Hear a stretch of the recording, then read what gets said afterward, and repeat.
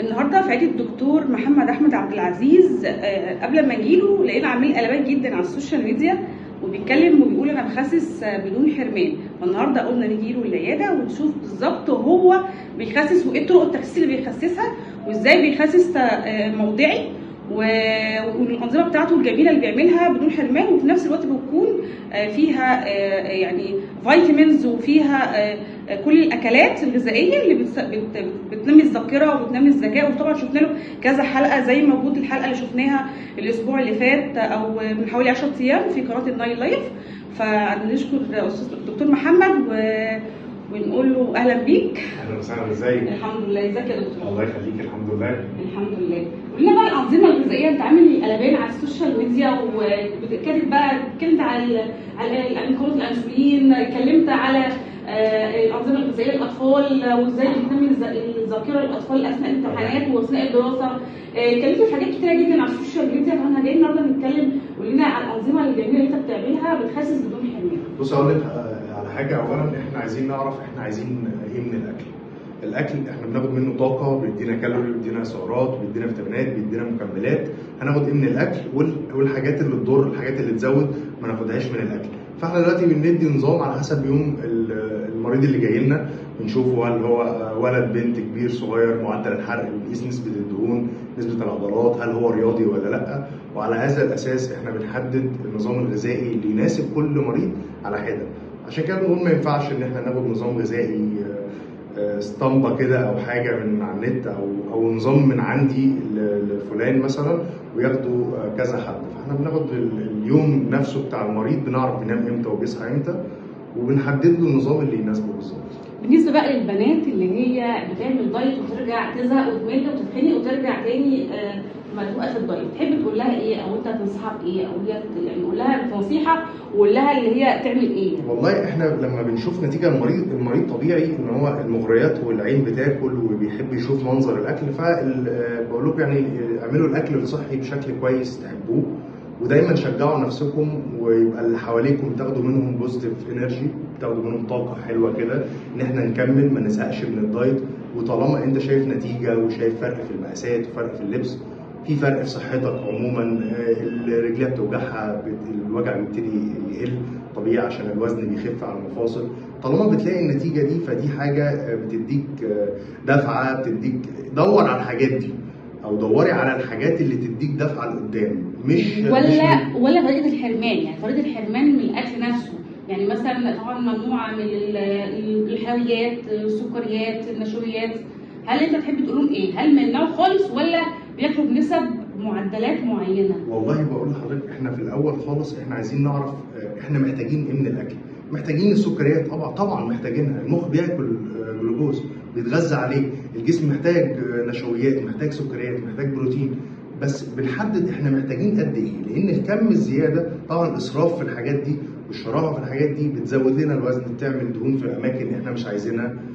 بندفع ضريبه الشراهه او الزياده في الحاجه اللي احنا ليها معدل لازم ناخده بكميات معينه، بيبقى برضه بيتحسب على حسب سعراتك وعلى حسب نظامك. طبعا مش حرمان 100%، كل الاكل مسموح، ولكن طبعا الحاجات الان هيلثي، الحاجات اللي هي الفاست فود والحاجات اللي بنسمع عنها واختراعات وميكسات كتير قوي على بعض، الحاجات دي انا طبعا ممنوع.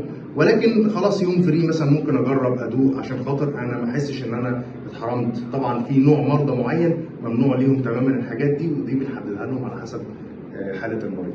بالنسبه بقى للشتاء، اتكلمنا في الشتاء بقى بخصوص الناس بتوع جدا واستحاله الناس تعمل دايت في الشتاء. نسبه كبيره جدا بيحاولوا من كتر جوع الشتاء اللي كل شويه بناكل وبنجوع عاوزين ناكل كل شويه. ايه بقى نعمل ايه في الشتاء عشان نحكم في الشهيه مع الدايت؟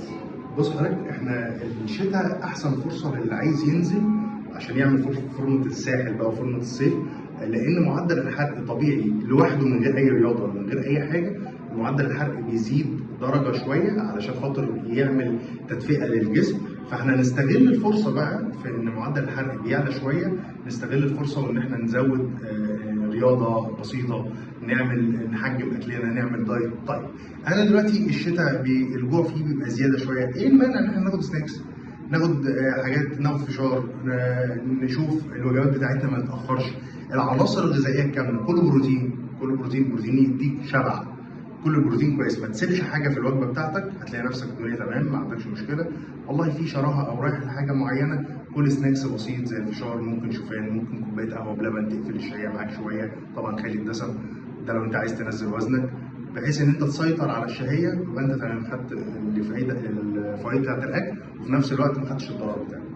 المثلث الهرمي في الاكل، سمعت مقوله بتقول ان انا لو اكلت في طبق غامق بيسد الشهيه، لو اكلت في طبق فاتح بيزود الشهيه، الوان الفاتحه الاحمر والالوان اللي هي الفاتحه دي بتزود الشهيه. ايه رايك في كده؟ وكلمنا برضو على المثلث الهرمي في الطبق، ان انا اكل ازاي اعمل مثلث هرمي كويس يكون موازي. هو طبيعي ان احنا نفسيا احنا بنتاثر بالاكل اللي قدامنا وصور الاكل اللي قدامنا. في ناس كتير بشوفها بتحاول تعمل دايت وفي نفس الوقت موبايلاتهم عليها وجبات وعليهم مطاعم وعليهم حاجات زي كده، فانت العين نفسها مش هتستحمل كده، فهتعوز او النفس تقريبا هتبقى في طلب للحاجات دي، حتى لو للتجربه مش جعان فانت الجوع غصب عنك، فانت تحاول تمنع المؤثرات الخارجيه وتحاول ان انت تسيطر على شهيتك وتسيطر على اكلك في مواعيد ثابته، ويبقى في مكان ثابت، ما يبقاش متنقل، ما تبقاش تاكل في الشارع على قد ما تقدر. طبعا في ناس بيبقى غصب عنها، انا معاكي، بس على قد ما تقدر ان انت تحاول تنظم ده عشان تبقى عارف بتاكل ايه او هتاكل ايه الوجبه الجايه، يعني تبقى منظم النقطه دي. طالما نظمنا الحته دي فاحنا تقريبا هنعرف نسيطر على الوجبه اللي جايه والوجبه اللي بعدها وعلى اليوم وعلى الاسبوع وعلى الشهر، وهتلاقي نفسك جايب تارجت حلو قوي. وطبعا زي ما قلت لك احنا لازم نجدد دوافع، لقيت نفسك خسيت مقاساتك ظبطت شويه، فانت دي حاجه تديك دافع. الدكتور حفزك، الدكتور بتاعك لازم يحفزك كويس، ده يديك دافع، وهكذا. تعالي بقى نتكلم عن مثلث الاكل. احنا دلوقتي لازم طبعا احنا الطبق قدامنا، لو قلنا وجبه غدا لازم نبدا الاكل بالسلطه ثم الخضار طبعا ني في ني سوتيه. الخضار مهم، يدينا فيتامينات مكملات، جسمك كله الشعر اللي بيقع الحاجات ديت محتاجين فيها خضار وسلطه كتير. ثم البروتين مع النشويات، وتبقى اقل كميه هي النشويات. طبعا الدهون مطلوبه ولكن ناخدها في الدهون الصحيه زي المكسرات مثلا، تدينا دهون صحيه اللي محتاجها الجسم. امتى اوقف الدايت فجاه؟ امتى بتيجي دايت ماشي عليه وامتى اوقفه فجاه؟ والله احنا ما فيش حاجه اسمها اوقفه فجاه. انا كدكتور لا، لما اكون مثلا تعبانه، مثلا تعبت من حاجه معينه، جالي ياسلة برد، جالي حاسه بهبوط، حاسه اني دايخه، حاسه اني شعري بيقع، حاسه ان في شقوق في البشره او في الوجه، اعمل ايه؟ بص حضرتك، هو مبدئيا احنا لو ملتزمين بالنظام الغذائي كويس، والمريض ده ملتزم بالنظام الغذائي بتاعه، اعتقد مش هيحصل له مشاكل. وان جاله بقى برد او حصل له حاجه بيبلغنا، بنديله مثلا، هو لو هياخد علاج للبرد معين، انتيبيوتيك او فيتامينات او مكملات او حاجه زي كده، بننظم له النظام الغذائي على حسب. بس ما ينفعش اسمها حاجه اوقف دايت. وانا كدكتور بقيس كل فتره، على الاقل كل شهر، نسبه الدهون ونسبه العضلات ونسبه الميه. ما ينفعش الاقي نسبه العضلات نازله ونسبه الدهون زايده او ثابته او نازله بسيط، وان انا اكمل بنفس الطريقه. ده طريق غلط، لازم اغيره. فطبعا احنا بنقيس ده على اساس بنشوف احنا ماشيين صح ولا غلط، انا والمريض. النهارده نشكر الدكتور محمد على المعلومات القيمه جدا اللي قالها لنا، وشكرا يا دكتور محمد، وشكرا على الفيديوهات الجميله اللي انت بتنزلها على السوشيال ميديا اللي احنا بنستفاد منها كل يوم. بشكرك. عفوا.